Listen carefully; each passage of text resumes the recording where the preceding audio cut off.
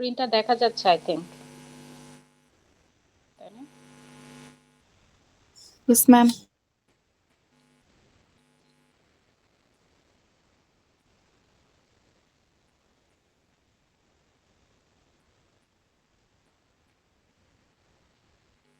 So last ক্লাসে হচ্ছে আমরা কিছু আরডি ডিটিসি ক্যাম্পেইন নিয়ে ডিসকাস করেছিলাম, কিছু এক্সাম্পলস, যে পেশেন্ট এন্ডে একটা ড্রাগকে প্রমোট করলে বা অ্যাডভার্টাইজ করলে সেক্ষেত্রে কি কি কি ধরনের ইম্প্যাক্ট আসতে পারে, বা সেটার কিছু এক্সাম্পল আমরা দেখেছিলাম যে কোন ড্রাগ কিভাবে প্রমোট করার কারণে কি ধরনের ইম্প্যাক্ট পাওয়া গিয়েছে। তো আজকেও ওইটারই কন্টিনিউশন হবে যে actually direct to consumer advertising এই কনসেপ্টটা কিভাবে পেশেন্টের বিহেভিয়ারকে ইনফ্লুয়েন্স করছে, অ্যাট দ্য সেম টাইম ফিজিশিয়ানের বিহেভিয়ার কিভাবে ইনফ্লুয়েন্স করছে, ওভারঅল পেশেন্ট ফিজিশিয়ান যে রিলেশনশিপটা এটাকে কিভাবে প্রভাবিত করছে, অ্যান্ড অলসো টোটাল মানে ওভারঅল যে পাবলিক হেলথকে কিভাবে অ্যাফেক্টেড করছে বা কিভাবে ইনফ্লুয়েন্স করছে, এই জিনিসটা আমরা দেখবো। এখানে কিছু ইন্ট্রোডাক্টরি ব্যাপার আছে, এগুলো আপনারা দেখে নেবেন যে what is DTC advertising already বলা হয়েছে। ব্যাকগ্রাউন্ডে হচ্ছে আগের কথাগুলোই চলে আসবে, যে শুরুতে যে হিস্ট্রিক্যাল কনসেপ্ট দিয়ে শুরু করেছিলাম, ডিরেক্ট টু কনজিউমার অ্যাডভার্টাইজিং এর যে ব্যাকগ্রাউন্ড, সেখানেও ওই যে হিস্ট্রি, যে food drug and cosmetic act, তারপর যে সাবসিকুয়েন্ট যে মডিফিকেশন গুলো ডিসকাস করেছে, অ্যামেন্ডমেন্ট, যে কি কি পার্সপেক্টিভে কিভাবে অ্যামেন্ডমেন্ট হয়েছে এবং ওইটার ইম্প্যাক্ট কিভাবে হয়েছে, এই জিনিসগুলো এখানে আছে। এটা একটু হিস্ট্রি বা ব্যাকগ্রাউন্ড হিসেবে দেখে নেবেন। দেন আমরা চলে যাই প্রিভ্যালেন্স থেকে। আসলে ডিরেক্ট টু কনজিউমার অ্যাডভার্টাইজিং এর আগে যে আমরা ডিসকাস করেছিলাম যে রিমাইন্ডার অ্যাডভার্টাইজমেন্ট বা হচ্ছে হেল্প সিকিং অ্যাডভার্টাইজমেন্ট, আরও যে আছে প্রোডাক্ট ক্লেম অ্যাডভার্টাইজমেন্ট, এগুলো কিন্তু they are the different categories of DTC advertising. ডিটিসির আন্ডারেই তারা পড়ে যায়। তো ওই অ্যাডভার্টাইজিংগুলো কীরকম হবে সেটা নিয়ে কিন্তু আমরা ডিসকাস করেছিলাম, এবং এফডিএর যে ইনস্ট্রাকশনস, যে প্রিন্ট অ্যাডভার্টাইজমেন্টের ক্ষেত্রে কীরকম হবে, তারপর ব্রডকাস্ট যদি করা হয় সেক্ষেত্রে কীরকম হবে, সেটা ডিসকাস করা হয়েছে। তো এখানে জাস্ট একটু বলা। এরপর এই স্লাইডটাতে আসলে মানে বলা আছে যে ডিটিসি অ্যাডভার্টাইজিং এর যে কনসেপ্টটা, এটা চালু হওয়ার পর it stimulated expenditure in this sector. মানে হচ্ছে ফার্মাসিউটিক্যাল কোম্পানিগুলো তখন বেশি বেশি করে নিজেদের প্রোডাক্টকে অ্যাডভার্টাইজ করার জন্য মানে অনেক অনেক বিলিয়নস অ্যান্ড বিলিয়নস খরচ করা খরচ করা শুরু করলো। মানে তারা কতটা স্পেন্ড করা শুরু করলো এই সেক্টরে, এই জিনিসটার একটা এস্টিমেশন দেওয়া আছে যে কনজিউমার ডিরেক্টেড প্রমোশনে, যেমন আমরা যদি একটা দেখি যে in 2000 pharmaceutical company spend around 15.7 billion on drug promotion. মানে ড্রাগ প্রমোশন সেক্টরটা এমন একটা সেক্টর হয়ে গেল যে এটা তো অনেক বেশি স্পেন্ডিং করা শুরু করলো।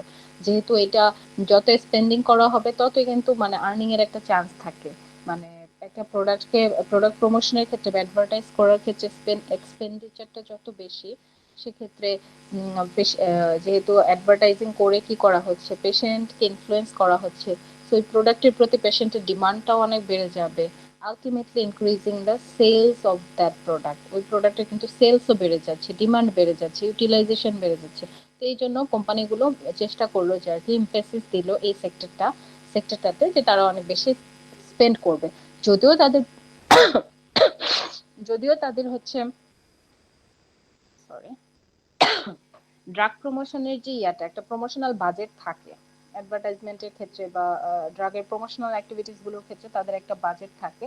তো দেখা যাচ্ছে ওই বাজেটটা ফিক্স থাকলেও মানে ওভারঅল যে প্রমোশনাল বাজেট সেটা ফিক্স থাকলেও দেখা যাচ্ছে যে প্রমোশনের তো অনেক অনেক মিনস আছে, অনেক মোডস আছে, ডিফারেন্ট মোডস অফ প্রমোশনস আর দেয়ার।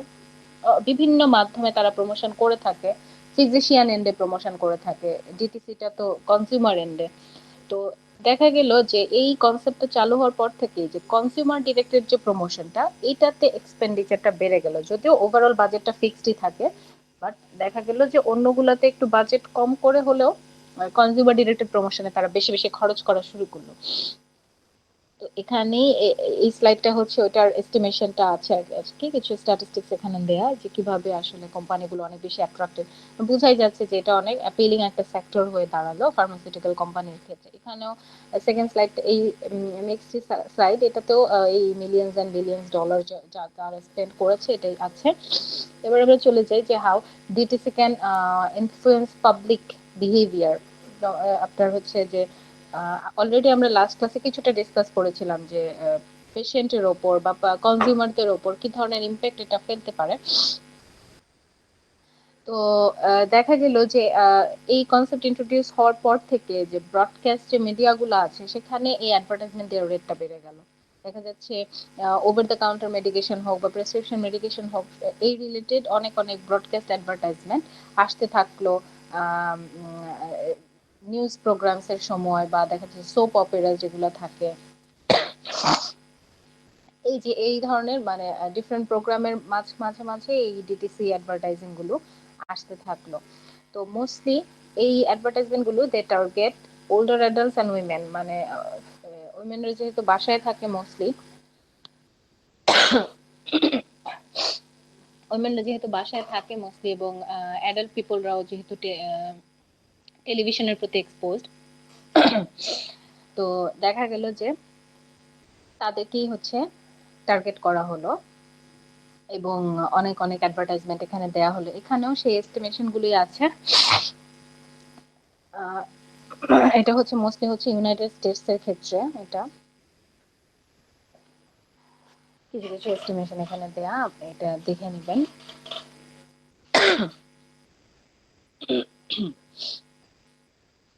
তো আহ এখানেও এরকমই কিছুই, যে টেলিভিশন হোক বা ম্যাগাজিনস হোক বিভিন্ন মিডিয়াতে দেখা গেল যে ডিটিসির অ্যামাউন্ট অনেক বেড়ে গেল। এস্টিমেশন গুলো আমরা ওভারঅল ইম্প্যাক্টটাতে আমরা চলে যাই যে আসলে কিভাবে একটা ওয়াইড স্প্রেড একটা ইম্প্যাক্ট এখানে পাওয়া গেল।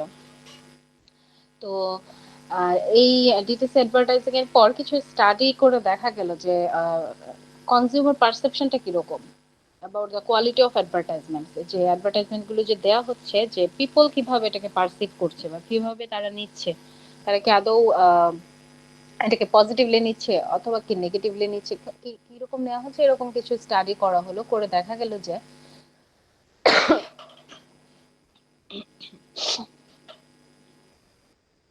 দেখা গেল যে based on a particular study done in 2002, দেখা গেল এফডিএ ডেটা নিয়ে একটা স্টাডি করে যে 58% consumers believe that DTC advertising provides enough information to make a decision। মানে অনেকেই, মানে 58%, তার মানে দেখা যাচ্ছে about half of the consumers, more than half believe করছে যে যে না, ডিটিসি অ্যাডভার্টাইজিং থেকে একটা বেনিফিশিয়াল একটা ইম্প্যাক্ট পাওয়া যাচ্ছে, তারা হচ্ছে এনাফ ইনফরমেশন দিচ্ছে এবং ওই ইনফরমেশনের উপর বেস করে আমরা ভালো ডিসিশন নিতে পারছি, যে তারা এমন ভাবে ইনফরমেশন দিচ্ছে যে we can make an inform decision about particular drug or treatment. হ্যাঁ, তারা হচ্ছে এমন ভাবেই হচ্ছে ইনফরমেশনটা দেওয়া হচ্ছে। দে আর ভেরি পজিটিভ, 58% কনজিউমার তারা হচ্ছে পজিটিভ ছিল যে না, আমরা ভালো ইনফরমেশন পাচ্ছি। আবার অনেকে দেখা গেল যে ফিল করছে যে যে অ্যাডভার্টাইজমেন্ট গুলো আসলে রিস্ক সম্পর্কিত এনাফ ইনফরমেশন দিচ্ছে না, এরকম আবার কিছু মানুষ হচ্ছে ফিল করলো যে রিস্ক রিলেটেড যে ইনফরমেশন গুলো তারা সেগুলো নেগলেক্ট করে যাচ্ছে বা ওভারলুক করে যাচ্ছে। আহ, এরকম আবার অনেকে মনে করলো, কয়েকজন আবার মনে করলো যে বেনিফিটের যে ইনফরমেশন গুলো সেগুলো প্রপারলি দেওয়া হচ্ছে না, বেনিফিশিয়াল যে ইনফরমেশন সেগুলো হচ্ছে প্রপারলি এখানে প্রোভাইড করা হচ্ছে না। আবার কেউ মনে করছে রিস্ক রিলেটেড ইনফরমেশন, মানে ইনফরমেশনের ল্যাকিংস আছে এটা বোঝানো যাচ্ছে আর কি। এরকম মিক্সড অপিনিয়ন দেখা গেল এবং দ্য কনজিউমার্সরা এরকম বিভিন্ন ভাবে চিন্তা করা শুরু করলো। তারপর আবার দেখা গেল যে কিছু কিছু ফাইন্ডিংস এবার স্টাডিতে উঠে আসলো যে আসলে কিছু ব্রডকাস্ট অ্যাডভার্টাইজমেন্ট আছে যারা রিস্ক রিস্কের যে পার্টটা সেটাতে বেশি টাইম দিচ্ছে না, তারা বেনিফিটটাকে বেনিফিটের পার্টটা বেশি বেশি করে বলছে এবং কনজিউমারদেরকেও বেশি টাইম ধরে সেটা অ্যাবজর্ব করে, বেনিফিট রিলেটেড ফ্যাক্টস গুলো অ্যাবজর্ব করার জন্য বেশি টাইম দিচ্ছে দেন দ্য ইনফরমেশন অ্যাবাউট রিস্ক, মানে রিস্কটাকে একটু লেস হাইলাইটেড রাখছে আর কি, এরকম কিছু স্টাডিতে চলে আসলো। তো তার মানে বোঝা যাচ্ছে there is a disproportionate distribution of risk and benefits. Risk and benefits এর যে ডিসপ্রপোর্শনেট যে ডিসেমিনেশন ইনফরমেশনটা ডিসপ্রপোর্শনেটলি তারা হচ্ছে এটা প্রোভাইড করা শুরু করেছে, এরকমও অনেকে চিন্তা করা শুরু করলো। তার মানে বোঝা যাচ্ছে পাবলিক অপিনিয়ন্স আর ডিভাইডেড রিগার্ডিং ডিটিসি অ্যাডভার্টাইজমেন্ট, যে কিছু মানুষ এটা পজিটিভলি নিচ্ছে, কিছু আবার নেগেটিভলি নিচ্ছে। পরবর্তীতে আবার দেখা গেল যে আমরা যদি এটা দেখি,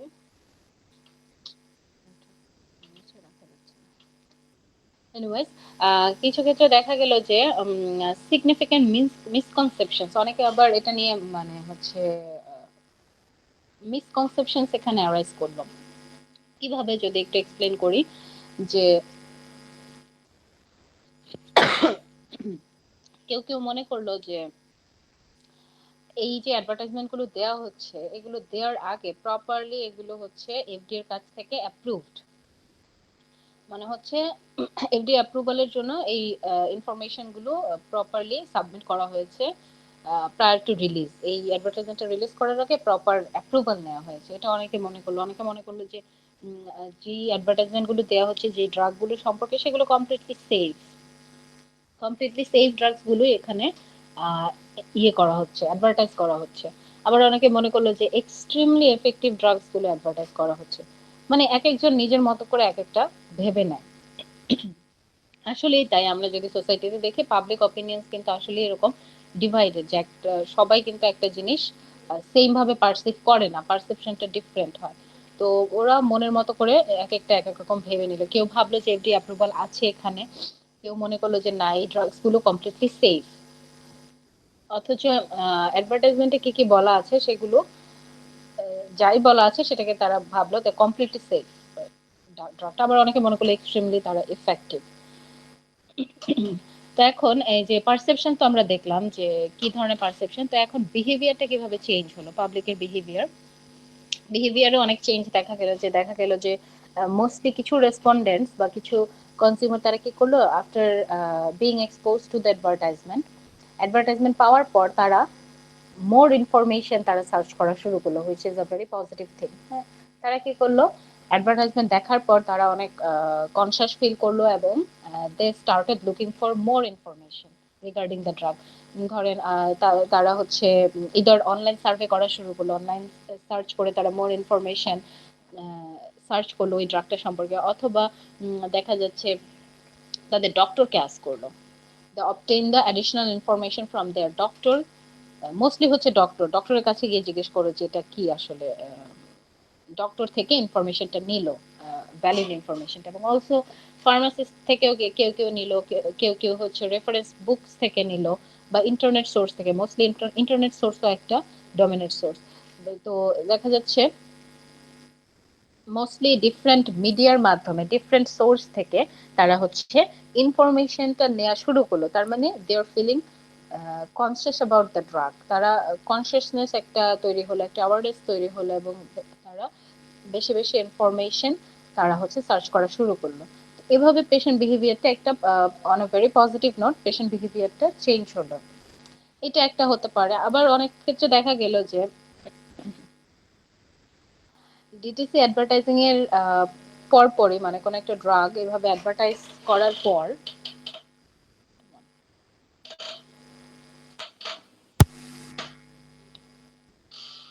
ডিটিসি অ্যাডভার্টাইজিং এর পর দেখা গেল যে তারা হচ্ছে ডক্টর ভিজিট বেড়ে গেল। হ্যাঁ, দেখা যাচ্ছে পেশেন্টরা বেশি কনসিয়াস ফিল করার কারণে তারা হচ্ছে ডক্টরের কাছে ভিজিট বাড়িয়ে দিল, তারা বেশি বেশি করে ডক্টরের কাছে যাওয়া শুরু করলো to know about that drug, ডক্টরকে জিজ্ঞেস করা শুরু করলো, এবং also it led to a led to an increase in consultation time, মানে ডক্টরের কাছে ভিজিট যেমন বেড়ে গেল, এট দ্য সেম টাইম ডক্টরের সাথে যে কনসালটেশন সেটাও বেড়ে গেল। হ্যাঁ, কনসালটেশনটাও এখানে বেড়ে গেল। কারণ হচ্ছে ওই যে ড্রাগ নিয়ে ডিসকাস করতে করতে অবশ্যই অ্যাডিশনাল টাইম লাগবে, ডক্টরও তাকে হচ্ছে পাল্টা কিছু বুঝাবে, সেও কিছু কোশ্চেন অ্যাস্ক করবে। তো এইভাবে হচ্ছে ওভারঅল কনসালটেশন টাইম বেড়ে গেল, ডক্টর ভিজিট বেড়ে গেল। সো এটাও হচ্ছে একটা পজিটিভ একটা ব্যাপার যে কাস্টমার পেশেন্টসদের বিহেভিয়ারটাও চেঞ্জ হলো। They started looking for more information and also they started visiting their doctors very frequently. হ্যাঁ, ভেরি ফ্রিকুয়েন্ট ভিজিট তারা দেওয়া শুরু করলো এবং ultimately it increase the consultation টাইমটাও এখানে বেড়ে গেল। সো এভাবে হচ্ছে কিন্তু বিহেভিয়ারটা চেঞ্জ হলো। তারপর আর কি হলো আমরা সেটা দেখি যে আহ,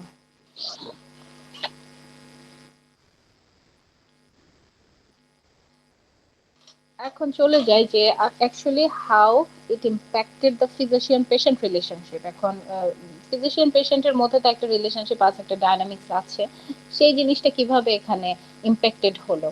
তো এখানেও মিক্সড রেজাল্টস পাওয়া গিয়েছে। যে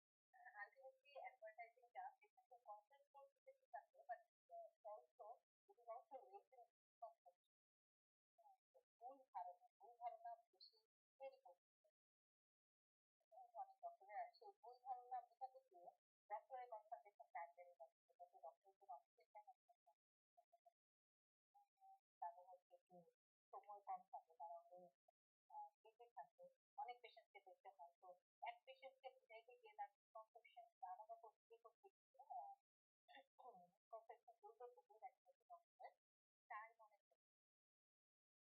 এবং অলসো এটা একটা প্রবলেম, এটা একটা হ্যাসেল এই কনসেপশন কারেক্ট করার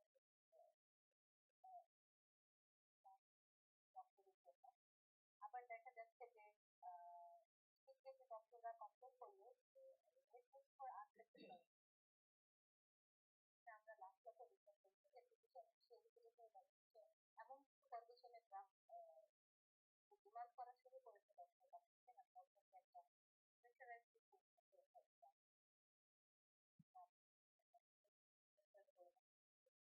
তখন তারা আসলে ডাক্তারাই সেই সিচুয়েশনটা দূর করা সম্ভব, এরকম একটা সিচুয়েশন যাচ্ছে। তো এই কনসেপ্ট থেকে দেখা যাচ্ছে রিকোয়েস্ট ফর আননেসেসারি জব একটা একটা problematic situation. Started requesting for unnecessary job, সেখানে দরকার নেই আসলে, সেখানে আমরা ডিমান্ড।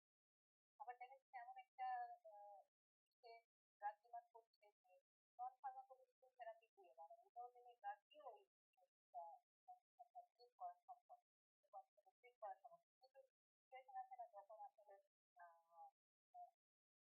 ড্রাগ না দিয়েও, যেমন কেউ যদি হচ্ছে হাই ব্লাড প্রেশারের হয়ে থাকে, সেটা যদি ক্রনিক না হয়ে থাকে, একটা সার্টেন টাইম ধরে হাই ব্লাড প্রেশার যারা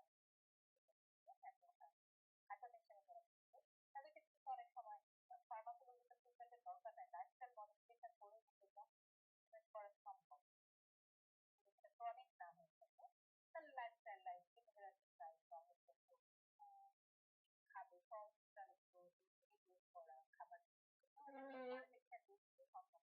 ড্রাগ কিন্তু একদমই দরকার নেই, ম্যান্ডেটরি এরকম যে বাকি ফিজিশিয়ান যদি কোনো একটা অ্যান্টি হাইপারটেনসিভ মেডিকেশন অ্যাডভার্টাইজমেন্ট দেখে, সেটা যদি এনকারেজ ফিল করে বা বলে তাদেরকে খাবারের নিয়ে বলে, তাহলে কিন্তু ডক্টর একটা প্রেশারে পড়ে, যদিও সেখানে মেডিকেশনের দরকার ছিল না। এটা একটা এক্সাম্পল হতে পারে। আরো এক্সাম্পল আছে এখানে, যেমন পার্টিকুলার ইনস্টিটিউশনের জন্য অ্যান্টিডিপ্রেসেন্ট, মানে হচ্ছে অ্যান্টিডিপ্রেসেন্ট যেই অ্যাডভার্টাইজমেন্ট গুলো, সেগুলো তো অবশ্যই পেশেন্টকে অ্যাওয়ার করছে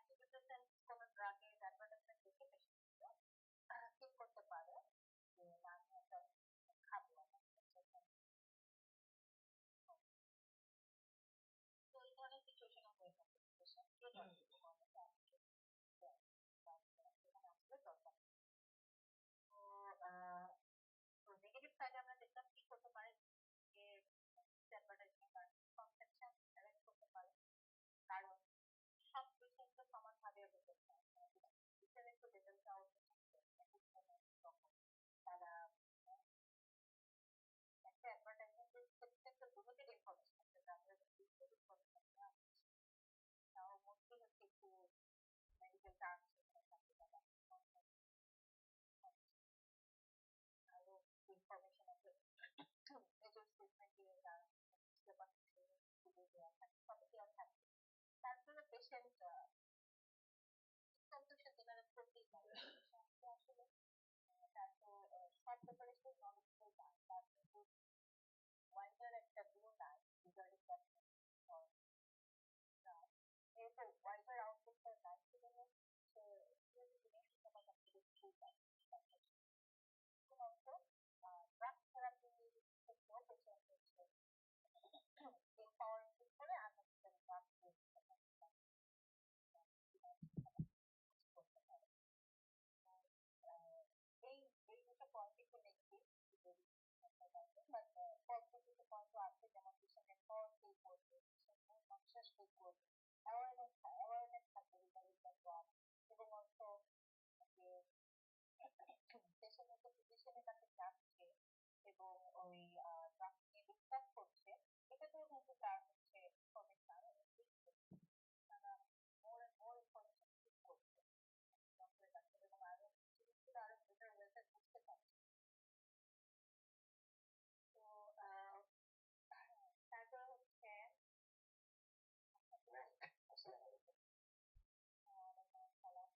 মারুফ বলছিলাম হ্যাঁ আজকে তো জুমার দিন তো আমাদের ক্লাস থেকে 10 মিনিট আগে বা আমি একটা থেকে শেষ করি এটা হচ্ছে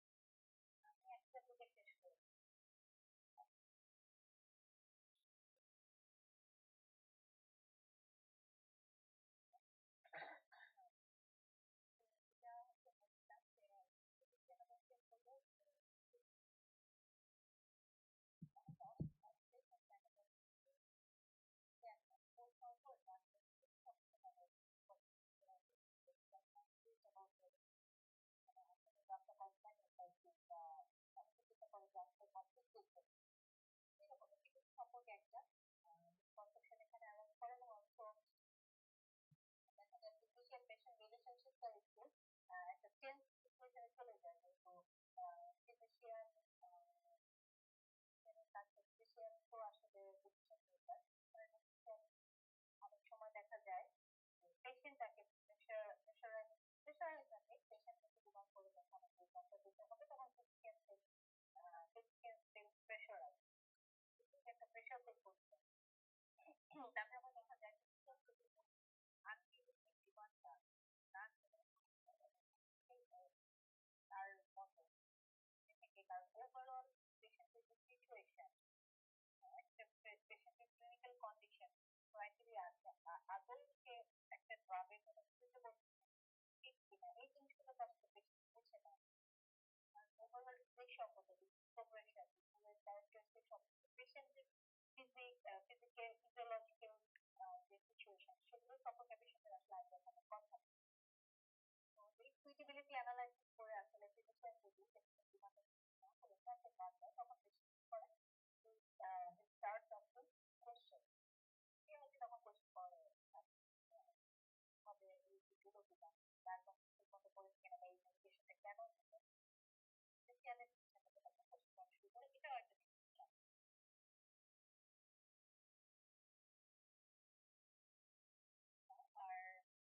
আর ফিজিশিয়ানদের ক্ষেত্রে যে ডিজিটাল অ্যাডভার্টাইজিং কিভাবে ডিসিপ্লিনটাকে ইয়ে করলো প্রভাবিত করলো স্টাডি এরকম দেখায় যে এই যে এটা বললাম আমাদের যে সেক্টর পেশেন্ট হচ্ছে তাদের কাছ থেকে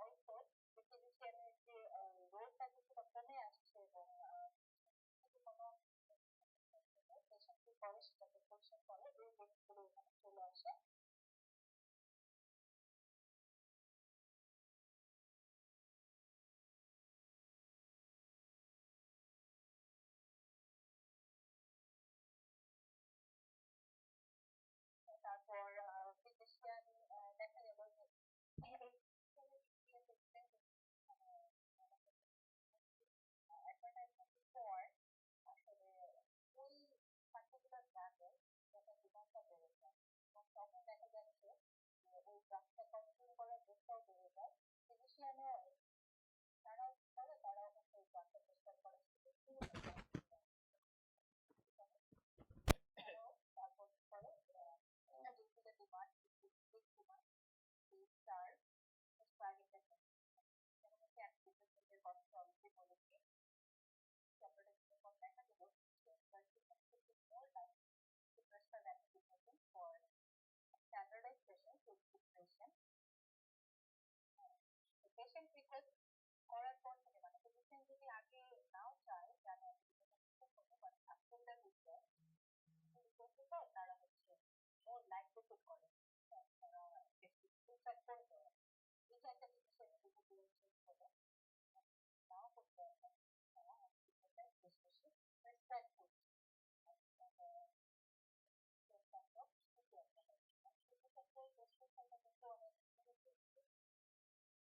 ফলো করতে পারবে আপনার অ্যাডভার্টাইজমেন্ট আর আপনার রিপোর্ট তার একটা বেশি কিছু করে। আর একটা বললাম যে পেশেন্ট কি করে, পেশেন্ট হচ্ছে যে দেখা যাচ্ছে অনেক পেশেন্ট ফলফিল করে এবং যেখানে দরকার হয় সেরকম প্রশ্নগুলো লিমিটেশন তারা হচ্ছে আগে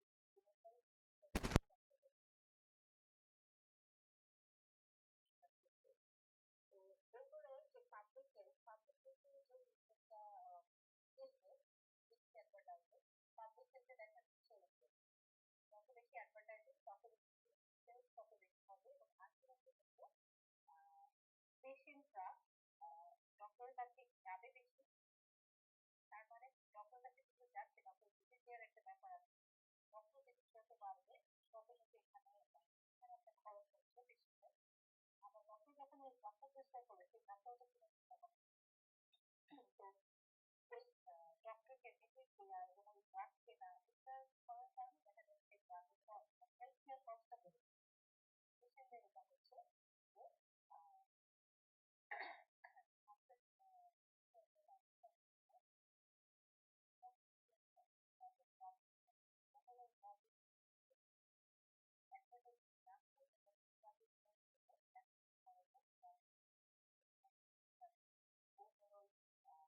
অনেক বেড়ে যায়, কস্ট বেড়ে গেলে বলছে পেশেন্টকে অনেক বেশি দেখতে হবে, ডক্টরের কাছে যেতে হবে, বেড়ে যায়। এটা একটা technical downside, health care কস্টটা বেড়ে যাচ্ছে।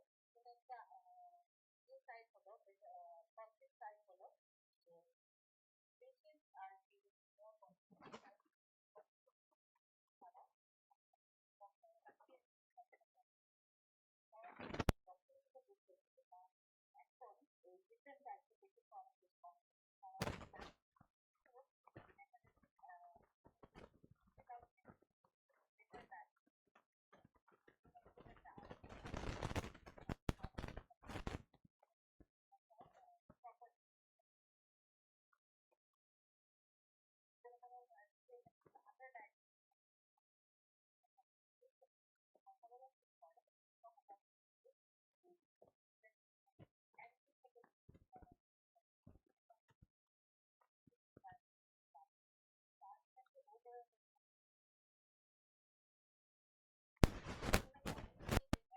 কেয়ার কস্ট বেড়ে যাচ্ছে, গ্রাজুয়েট বেড়ে যাচ্ছে,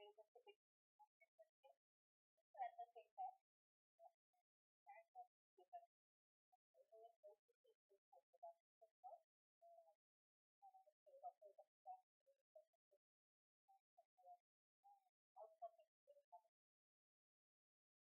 মোটামুটি এই ক্লাসগুলোতে এই জিনিসগুলোই আছে যে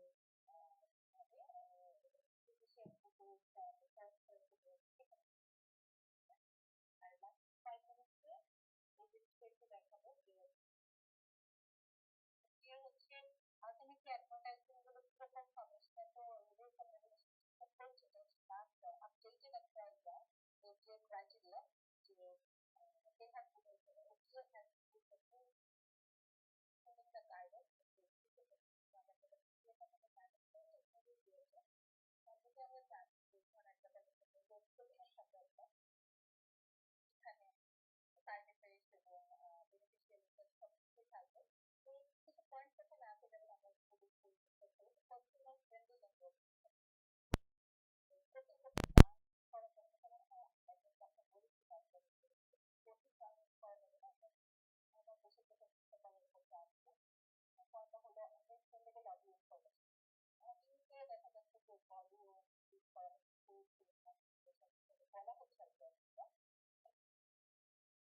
এটা তো একটা প্রপার স্ক্রিপ্টিং থাকতে পারে আর র্যাপিড ফায়ার খুব দ্রুত বলা যাবে না যেমন আমাকে বুঝতে পারে বুঝতে পারে তারপর হচ্ছে লেভেল স্টেটমেন্ট অবশ্যই থাকবে লেভেল স্টেটমেন্টে তো ওভারঅল রিসেন্ট বলতে হবে টেক্সচুয়াল ইনফরমেশন যদি থাকে না কম্পিউটার ইউজ করবে আর বাকি হচ্ছে কোনো ধরনের ডিসট্রাকশন করা যাবে না মানে অনেক সময় দেখা যায় যে অডিয়েন্সে ডিসপ্লে যখন বলে তখন পুরো ব্যাকগ্রাউন্ড সাউন্ড চালাতে পারে না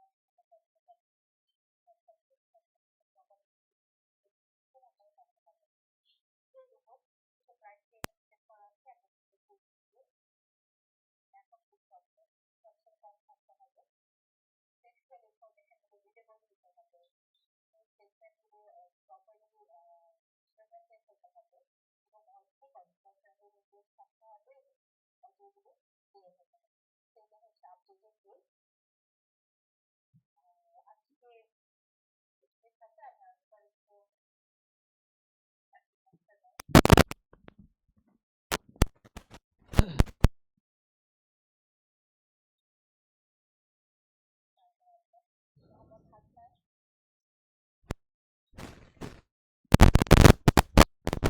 লালিম, Present, ma'am.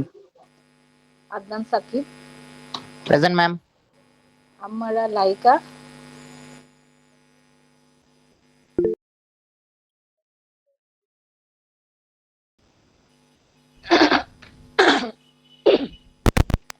আচ্ছা আম্মারা লাইকা আছে, অর্ঘ্য সরকার,